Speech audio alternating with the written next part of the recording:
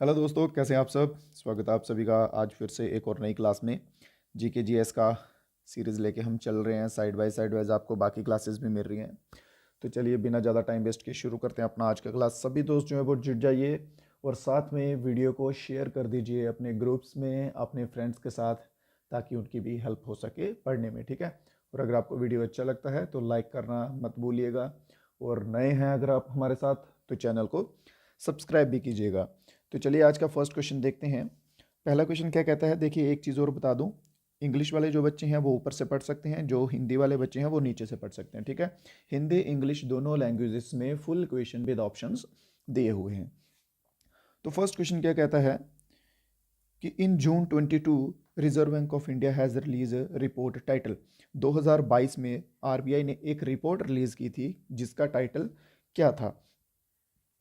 देखिए ये क्वेश्चन जो है जब तक 2025 नहीं आ जाता तब तक ये क्वेश्चन जो है वो चलेगा, क्योंकि ये 2025 के रिलेटेड का क्वेश्चन है। आप ऐसे नहीं कह सकते कि सर ये करंट अफेयर 2022 का होगा, बट नहीं। ठीक है। तो उसका टाइटल था पेमेंट विजन 2025। ठीक है, 2025 तक का पेमेंट विजन जो है वो उनका ऑप्शन सही रहेगा, ऑप्शन नंबर बी। और ये किसके द्वारा जो है वो किसके अंडर आई थी, ये आई थी फाइनेंस फाइनेंस स्टेबिलिटी रिपोर्ट के अंदर। ठीक है, फाइनेंस स्टेबिलिटी रिपोर्ट के अंदर जो है ये आई थी। नेक्स्ट क्वेश्चन देखते हैं। लास्ट तक क्लास में बने रहना है। ठीक है। और लास्ट में सभी बच्चों को अपना स्कोर जो है वो बता के जाना है कि कितना स्कोर रहा है। तो नेक्स्ट क्वेश्चन क्या कहता है कि इंडिया की 7th ग्लोबल पीस इंडेक्स में इंडिया की जो है भारत की रैंक क्या थी। ये 2023 का है। ठीक है। 2023 में 17th जो एडिशन हुआ है 70वां, ठीक है, उसमें ग्लोबल पीस इंडेक्स में भारत की टोटल रैंक जो है वो कितनी थी। तो भारत की जो है 126 पे नंबर पे भारत आया है कि भाई इतनी शांति है। ठीक है। शांत देशों में 126 नंबर पे भारत है। और बात कर ली जाए टॉप जो कंट्रीज थी, ठीक है, वो थी हमारी आइसलैंड आइसलैंड और डेनमार्क। ठीक है, आइसलैंड और डेनमार्क जो हैं ये सबसे पीसफुल कंट्रीज में गिने गए हैं। तो ऑप्शन नंबर बी इसमें बिल्कुल सही रहेगा। साथ साथ में आप दोस्त में आंसर जो है वो देते जाइए।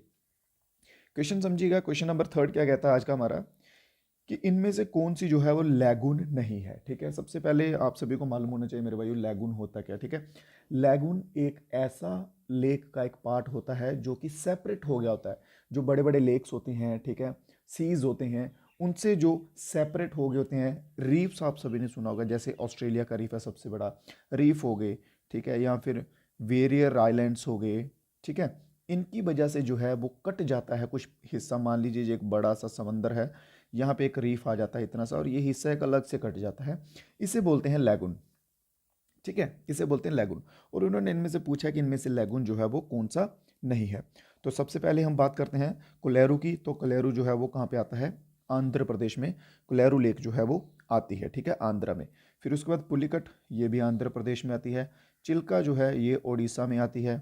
ठीक है, चिल्का कहाँ पे आती है, ओडिशा में आती है। चिल्का बहुत फेमस लेक है भाई, इस पे क्वेश्चंस बनते ही बनते हैं। और लास्ट में बचती है हमारी लोकतक लेक, जो कि कहाँ आती है, मणिपुर में आती है।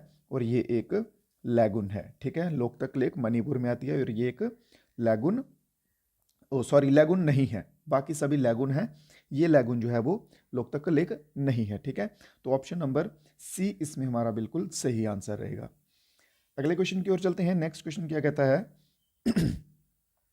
Dash is used for the separation of component. बस इतने से आप समझ सकते हैं। ठीक है, कंपोनेंट की सेपरेशन के लिए क्या यूज किया जाता है, containing two miscible liquids that boil without decompositions. ठीक है, बिना बॉइलिंग किए हुए दो डिकम्पोजिशंस को, उनको सेपरेशन, उनकी सेपरेशन के लिए हम इसमें से कौन सा प्रोसेस जो है, कौन सा प्रोसीजर जो है वो यूज करते हैं, कार्बोनेशन, सब्लिमेशन, या फिर डिस्टिलेशन। ठीक है, तो ऑप्शन नंबर बी हमारा डिस्टिलेशन बिल्कुल सही रहेगा। डिस्टिलेशन वह एक प्रोसेस है जिसके द्वारा हम जो है कंपोनेंट्स को, जुड़े हुए कंपोनेंट्स को अलग करने का काम करते हैं। क्वेश्चंस वगैरह उम्मीद करता हूँ समझ आ रहे होंगे। अगर मेरे भाई किसी क्वेश्चन में कोई डाउट रह जाता है, कोई क्वेश्चन समझ नहीं आता, तो डेफिनेटली कमेंट बॉक्स में आप पूछ सकते हैं। ठीक है। और इसके सिवा पीडीएफ्स के लिए कुछ फ्री पीडीएफ रहते हैं, वो आपको मैं व्हाट्सएप ग्रुप पे देता रहता हूँ। ठीक है, नीचे डिस्क्रिप्शन में लिंक दिया रहेगा, वहाँ पर भी आप ज्वाइन कर सकते हैं। नेक्स्ट क्वेश्चन की ओर चलते हैं। नेक्स्ट क्वेश्चन क्या कहता है, Bahmani monuments at Gulbarga Karnataka represent style of architecture. Bahmani जो मॉन्यूमेंट हैं गुलबर्गा में, वो कौन सा आर्किटेक्चर का स्टाइल जो है वो रिप्रेजेंट करते हैं, ठीक है, जल्दी से। तो वो करेंगे डेक्कन स्टाइल, ठीक है, डेक्कन आर्किटेक्चर स्टाइल जो है ये बाहमनी मॉन्यूमेंट जो है वो रिप्रेजेंट करते हैं, ठीक है। और ये कौन सा यहाँ पे फोर्ट था, गुलबर्गा फोर्ट, गुलबर्गा फोर्ट जो है वो यहाँ पे था, गुलबर्गा किला। और किसके द्वारा बनाया गया था, ये बनाया गया था राजा गुलचंद के द्वारा, ठीक है, राजा गुलचंद के द्वारा ये बनाया गया था। चलिए इसी के साथ साथ सभी दोस्त वीडियो को लाइक करते चलें, और जो कुछ नए भाई हैं हमारे साथ चैनल को सब्सक्राइब भी कर लीजिएगा। नेक्स्ट क्वेश्चन देखते हैं। नेक्स्ट क्वेश्चन क्या कहते हैं, which among the following instrument is used for measuring the humidity. इनमें से कौन सा वह यंत्र है, ठीक है, कौन सा इंस्ट्रूमेंट है जो ह्यूमिडिटी और गैस कह सकते हैं आप एयर में उसे मेजर मापने का काम करता है, ठीक है, जल्दी से। तो सबसे पहले हम बात करते हैं बोलोमीटर की। यहाँ पे बोलोमीटर हमें दिया हुआ है। तो बोलोमीटर का भाई क्या काम होता है, ये रेडिएशन मेजर करता है, रेडिएशन जिसे हम तरंगे कहते हैं, ठीक है, रेडिएशन मेजर की जाती हैं बोलोमीटर के द्वारा। हाइग्रोमीटर है, हाइग्रोमीटर के द्वारा क्या किया जाता है, हाइग्रोमीटर हमारा आंसर रहेगा इसमें ह्यूमिडिटी, ठीक है, ह्यूमिडिटी या फिर आप गैस कह सकते हैं, हाइग्रोमीटर के द्वारा किया जा सकता है। इसके बाद बात करते हैं हाइड्रोमीटर की। हाइड्रोमीटर क्या मेजर करता है, डेंसिटी, घनत्व। जैसे आप सभी ने लैक्टोमीटर सुना होगा कि दूध जो है वो मेजर करने के लिए कि दूध जो है वो प्योर है कि नहीं है, इसमें पानी की कितनी मिलावट की गई है, उसके लिए लैक्टोमीटर किया जाता है। ये सेम लैक्टोमीटर की ही आप कह सकते हैं भाई बहन जैसे होते हैं ना, वैसा ही है, ठीक है, लैक्टोमीटर जैसा ही। इसमें से भी डेंसिटी देखी जाती है, लैक्टोमीटर में भी डेंसिटी देखी जाती है। अब बात करते हैं हमारे अल्टीमीटर की। तो अल्टीमीटर किसके लिए यूज होता है, अल्टीट्यूड के लिए, ठीक है, अल्टीट्यूड के लिए। जैसे आप सभी ने अगर कभी ट्रेन में सफ़र किया होगा तो वहाँ पे लिखा होता है अबव सी लेवल, ठीक है, समुद्री तट से इतनी ऊंचाई पर, तो वो जो है वो अल्टीमीटर के द्वारा मेजर किया हुआ होता है, ठीक है। तो ऑप्शन नंबर बी इसमें हाइग्रोमीटर हमारा बिल्कुल सही रहेगा। क्वेश्चन नंबर 47 देखते हैं। 47 क्वेश्चन क्या कहता है, क्वेश्चन 47 कहता है कि फॉलोइंग कौन सा इनमें टाइडल पॉट है, ठीक है, निम्नलिखित में से कौन सा ज्वारीय बंदरगाह है, टाइडल पॉट इनमें से कौन सा है, जल्दी से आंसर आने दीजिए।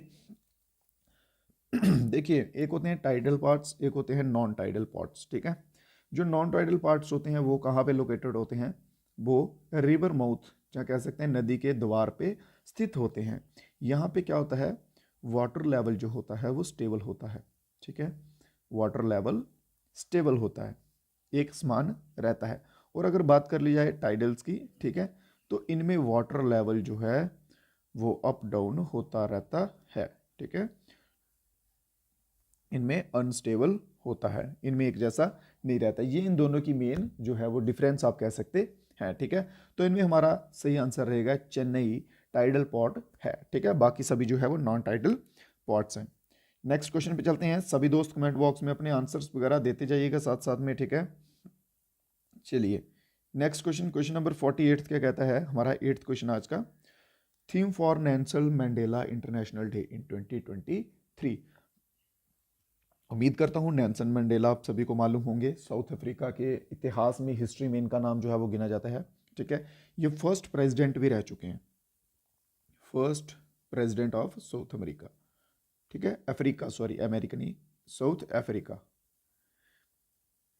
साउथ अफ्रीका के फर्स्ट प्रेसिडेंट रह चुके हैं। और इनका टाइम पीरियड क्या था, 1994 से लेके 1999 तक का इनका टाइम पीरियड जो वो है, ठीक है। अब बात की जाती है थीम की, तो मंडेला इंटरनेशनल डे की थीम क्या थी, the legacy lives on through you, climate, food and solidarity, ठीक है। तो ऑप्शन नंबर सी हमारा जो है बिल्कुल यहाँ पे सही होता हुआ दिखेगा। तो चलेंगे हम अपने अगले क्वेश्चन की ओर। क्वेश्चन नंबर 9 था आज का। 5 ईयर प्लान्स पे मोस्ट इंपॉर्टेंट, देखिए एक बार व्हाट्सएप ग्रुप चेक कर लीजिएगा आप सभी बच्चे, अगर किया तो बहुत अच्छी बात है। वहाँ पे मैंने आपको फोटो एक सेंड किया था, ठीक है, उसमें प्रॉपर 5 ईयर प्लान के जो भी उनकी थीम्स थी, जिन बंदों के द्वारा स्टार्ट किया गया, जो टाइम पीरियड था, वो सब वहाँ पे एक ही फोटो में आपको कवर हो जाएगा। और 5 ईयर प्लान पे मान के चलिए कि 1 से 2 क्वेश्चन जो है वो आपको देखने को मिलेगा ही मिलेगा, ठीक है। तो जल्दी से हमें क्वेश्चन में क्या पूछा गया है कि 5 ईयर प्लान जो है ये हमने कहाँ से बोरो किया था। आप सभी को इतना मालूम है, हमारा कॉन्स्टिट्यूशन जो है भारत का अलग अलग देशों के पार्ट से बना हुआ है मिलके, ठीक है। तो ये जो है 5 ईयर प्लान वाला, ये हमने कौन से देश से, आप कह सकते हैं कौन से देश का हिस्सा है, ठीक है। तो ये यूएसएसआर, ठीक है, यूएसएसआर बोले तो रशिया। ऑप्शन नंबर ए जो है यहाँ पे बिल्कुल सही होगा हमारा आंसर। 5 ईयर प्लान्स टोटल कितने थे? 12 जो है वो टोटल 5 ईयर प्लान्स थे। इनका टाइम पीरियड क्या था?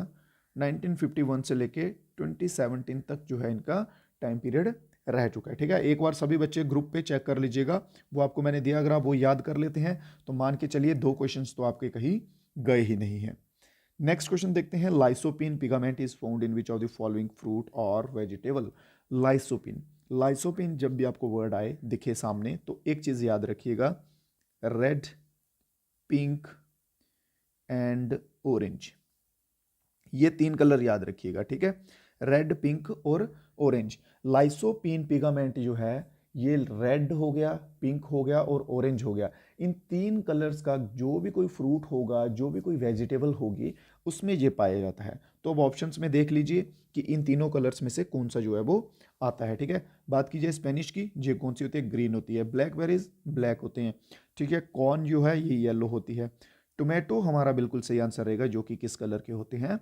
रेड कलर के होते हैं, ठीक है। लाइसोपिन आपसे भूलना नहीं है, याद कर लीजिए, लाइसोपिन लाइसोपिन बोल के 2-4 बार। रेड, ऑरेंज और पिंक, 3 कलर का कोई भी फ्रूट या फिर वेजिटेबल होगा, उसमें कौन सा पिगमेंट होगा? लाइसोपिन नाम का पिगमेंट उसमें पाया जाएगा। अगला क्वेश्चन देखते हैं, हमारा टेबल टेनिस के ऊपर अगला क्वेश्चन है, ठीक है। तो क्वेश्चन का क्या कहना है कि टेबल टेनिस का जो अपर सरफेस होता है टेबल टेनिस के टेबल का, उसका जो है वो लेंथ बताइए, ठीक है। तो वो होता है 274 सेंटीमीटर, 274 सेंटीमीटर जो है उसकी अपर लेंथ होती है। अगला क्वेश्चन देखते हैं, अगला क्वेश्चन क्या कहता है, which citizen of republic of India was awarded Nobel prize. हाँ, नोबेल प्राइज, नोबेल प्राइज से कौन सम्मानित किया गया है, और यहाँ पे ईयर भी मेंशन है, ईयर भी मेंशन है, ठीक है। तो जल्दी से आंसर आने दीजिए, 1998 में जो है वो कौन सम्मानित किया गया था? तो रविंद्रनाथ टैगोर जो हैं सबसे पहले सम्मानित किए गए थे, ठीक है, नोबेल प्राइज के साथ, और ये किए गए थे 1913 में। ये कौन थे? ये पोइट की कैटेगरी में इनको सम्मान जो है वो दिया गया था। अब बात करते हैं उनके बाद जो है 1930 में सीवी रामन जी किए गए थे। ये कौन थे? फिजिक्स, ठीक है, फिजिक्स के रिलेटेड थे सीवी रामन 1930 में। और इस क्वेश्चन का जो हमारा आंसर है वो रहेगा अमर्त्य सेन, ठीक है। अमर्त्य सेन जो हैं ये 1998 में इनको नोबेल प्राइज मिला, और किस फील्ड में मिला? इकोनॉमिक्स में मिला, इकोनॉमिक्स में इनको नोबेल प्राइज जो है वो मिला था। तो option number B Amartya Sen जो है हमारा बिल्कुल सही जवाब रहेगा। अगला क्वेश्चन देख लेते हैं, what is jelly like substance between nucleus and cell membrane called. Jelly like substance nucleus और सेल मेम्ब्रेन के बीच में जो होता है उसे क्या कहा जाता है? क्वेश्चन नंबर 53, जल्दी से, cytoplasm, cell wall, plasma membrane या फिर प्लाज्मा। जल्दी से आंसर आने दीजिए सभी बच्चे, कमेंट बॉक्स आपके लिए खुले हुए हैं। सभी दोस्त वीडियो को लाइक करते हुए चलिएगा, जिन्होंने लाइक नहीं किया लाइक कर दीजिएगा, और हो सके तो अपने दोस्तों के साथ शेयर भी कीजिएगा, ठीक है। और चलिए, इसका हमारा आंसर रहेगा cytoplasm. Option number A cytoplasm बिल्कुल सही आंसर रहेगा, जो कि न्यूक्लियस और सेल मेम्ब्रेन के बीच में होता है और एक जेली की तरह होता है, ठीक है, एक जेली की तरह सब्सटेंस होता है।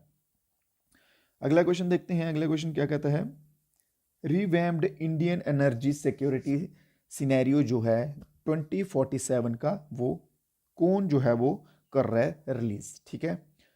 इंडिया एनर्जी सिक्योरिटी सिनेरियो 2047 का रिलीज जो है वो कौन करेगा? जल्दी से, NITI Aayog, ministry of energy, ministry of home affairs या फिर मिनिस्ट्री ऑफ अर्थ साइंस, ठीक है। तो इसमें हमारा सही आंसर दोस्तों क्या रहेगा?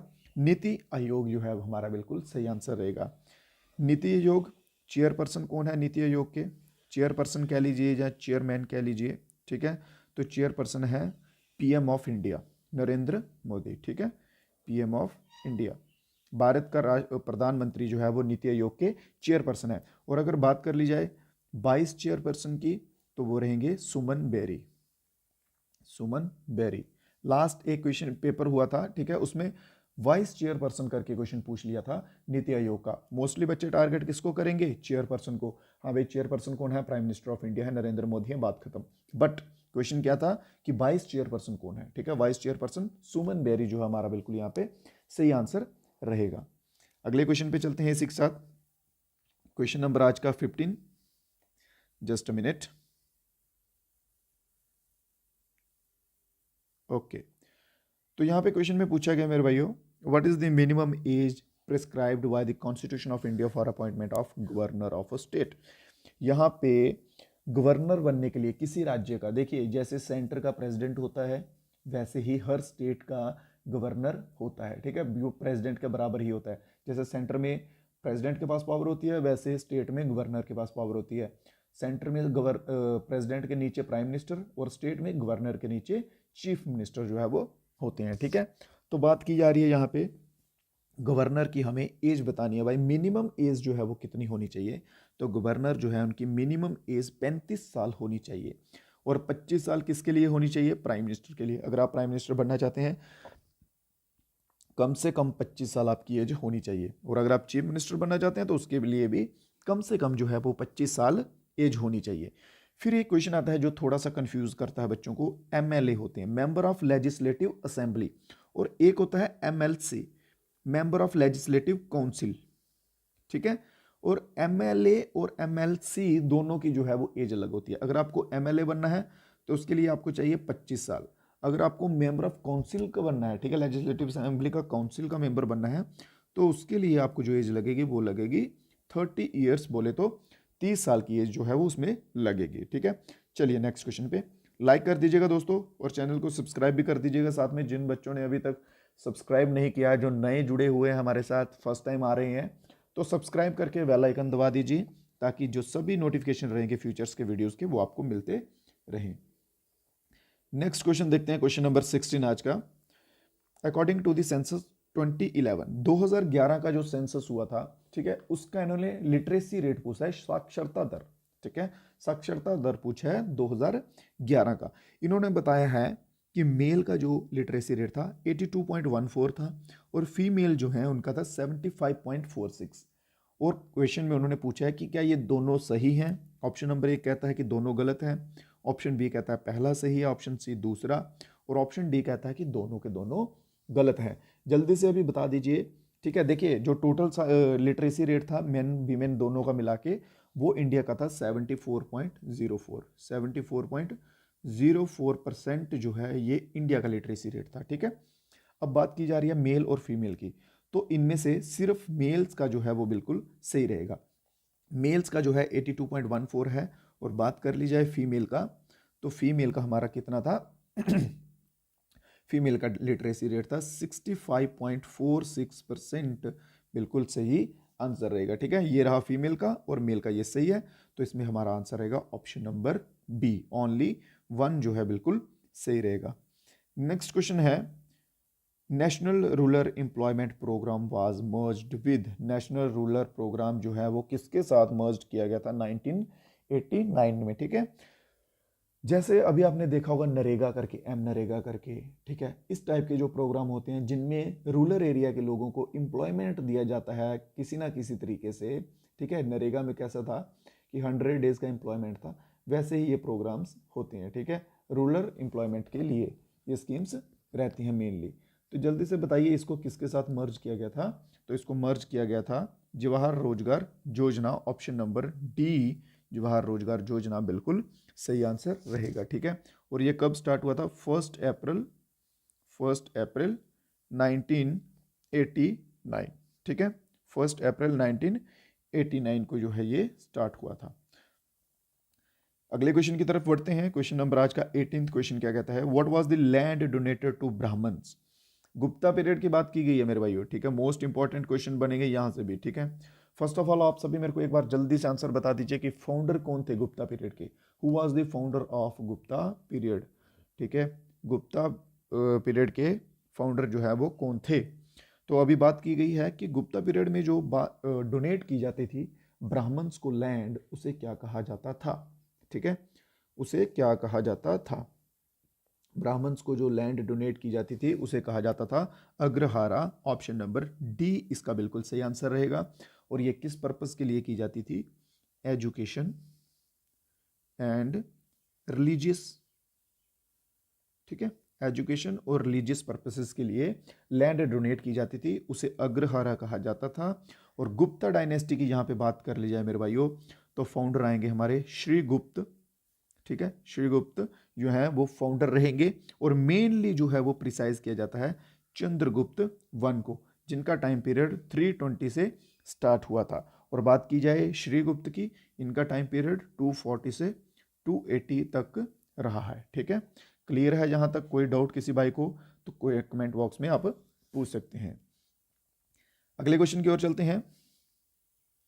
Who among the following was the commander of Mahmud Ghori? ठीक है, महमूद गोरी का कमांडर कौन था भाई? और उसने स्लेव डायनेस्टी भी बनाई थी। ठीक है, स्लेव डायनेस्टी जो है उसकी खोज भी महमूद गोरी के कमांडर ने की थी। और हमें पूछा गया है महमूद गोरी का कमांडर का नाम, तो उसका नाम रहेगा Qutubuddin Aibak. Option number D, Qutubuddin Aibak जो है ये महमूद गोरी का कमांडर था, और इसने स्लेव डायनेस्टी की खोज भी की थी। बात कर ली जाए टाइम पीरियड की, 1206 से लेके 1210 तक का इसका टाइम पीरियड जो है वो रहा है। अगले क्वेश्चन की ओर बढ़ते हैं, क्वेश्चन नंबर 20 आज का। Who is famously known as the father of Indian nuclear? Indian nuclear का फादर किसे कहा जाता है? और फादर ऑफ, इसी के साथ एक और क्वेश्चन आपको होमवर्क में दे रहा हूं, फादर ऑफ स्पेस, ताकि पता तो चले कि कौन बच्चे जो हैं पूरा वीडियोस देखते हैं कि नहीं देखते। क्योंकि बच्चे बोलते हैं सर 50 क्वेश्चन की क्लास लगाओ, 70 क्वेश्चन, 100 क्वेश्चन की क्लास लगाओ। मैं 20 क्वेश्चन की लगा रहा हूं ताकि सभी बच्चे जो हैं वो आराम से देख सकें टाइम फ्रेम में, 20-25 मिनट का टाइम फ्रेम बना के। ठीक है, जैसे जैसे आपकी कैपेबिलिटी होती जाएगी बैठने की ज़्यादा तो डेफिनेटली हम क्वेश्चंस जो हैं वो इंक्रीज कर देंगे। इससे सभी बच्चे फादर ऑफ स्पेस का आंसर दीजिएगा मेरे को, ताकि मुझे पता चल सके कि टोटल जो है वो कितने बच्चे लास्ट क्वेश्चंस तक विजिट कर रहे हैं। ठीक है, तो आंसर रहेगा हमारा फादर ऑफ इंडियन न्यूक्लियर का होमी जहांगीर बाबा, बिल्कुल सही आंसर रहेगा ऑप्शन नंबर ए। ठीक है, जो कि फाउंडिंग मेंबर थे just minute, founding member of atomic energy at Trombay. ठीक है, ये फाउंडिंग मेंबर थे। चलिए, सीवी रामन आप सभी को पीछे बता चुका हूं। ठीक है, वी राधाकृष्णन, वेंकटम रमन राधाकृष्णन जुड़िए। ठीक है, तो अभी आपने ये क्वेश्चन का आंसर देते हुए चलना है। और आज की क्लास के जो क्वेश्चंस थे मेरे भाइयों, आज की क्लास के क्वेश्चंस कंप्लीट हो चुके हैं, और आज की क्लास को हम यहीं पे एंड करेंगे। सभी बच्चों से रिक्वेस्ट है कि वीडियो को लाइक कर दीजिएगा अगर आपको क्वेश्चन अच्छे लगे हों, क्वेश्चन समझ आए हो। अगर आप स्पेसिफिक टॉपिक्स पे क्वेश्चन चाहते हैं, जब कुछ आपका पोर्शन वीक है तो आप वो भी बता सकते हैं, हम डेफिनेटली उस पर भी क्लास लाएंगे। और जो कुछ भाई हमारे साथ नए जुड़े हैं, जब फर्स्ट टाइम आए हैं, चैनल को सब्सक्राइब कर लीजिएगा। ठीक है, और बेल आइकन रहता है साइड पे, उसको भी ऑन कर लीजिएगा, ताकि आपको सभी नोटिफिकेशन जो है वो मिलते रहें। तो दीजिए इजाज़त दोस्तों, मिलेंगे नेक्स्ट क्लास में कुछ नए क्वेश्चंस के साथ। तब तक के लिए जय हिंद, जय भारत।